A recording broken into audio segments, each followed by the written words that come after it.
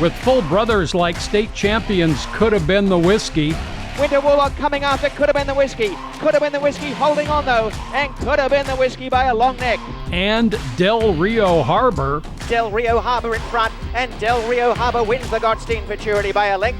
Marcy Racing Stables Colt by Harbor the Gold out of Bahati at the 2016 WTBOA sale figured to go at a high price.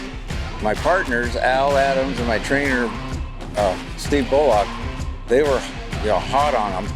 But I go, you guys are dreaming. We're never going to get this horse. So I didn't get real involved in the bidding. I go, let these guys have their fun and bid, and they're going to run right by him. He thought he was going to bring a lot more. All of his brothers and had brought a lot of money. One right before him brought close to 70 grand, and we were pretty tickled when we got him for 20, because it was such a good mare. She had many champions, and we all high-fived, and was a pretty happy day for us. He was named Sippin Fire, and during the breaking process that fall, all who observed him were impressed. Steve, he called him champ from the first couple weeks. I thought that's kind of going to come back to bite us, but he was right on. He was built like a brick house, you could just tell he had tons of power, and he was such a good horse. He won his career debut at age 2 and later the Washington Cup Juvenile. The next season, he took 4 consecutive Emerald Down Stakes at 4 different distances beginning in June. It's Sippin Fire in front.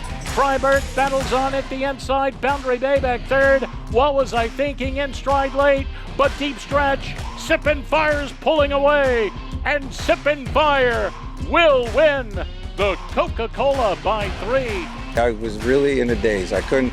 One stakes win is fantastic, and then it just kept happening, and I didn't know what was happening.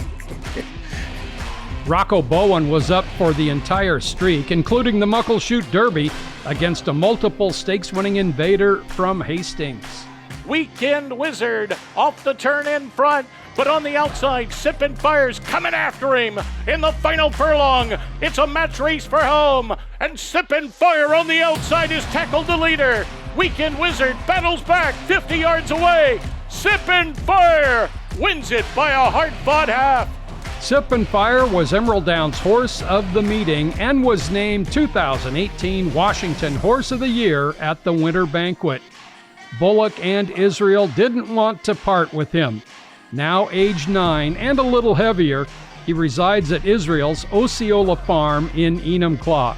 We've kept him, and he's just, he's a pleasure to be around. Like say, Dave, we take him to the beach, and everybody gets to ride him and take pictures on him. He's been just a pasture pet mostly. We take him to the ocean, and Steve and Lance have gotten him to go into the water. That was a challenge, but he does that, and everybody gets on him for pictures.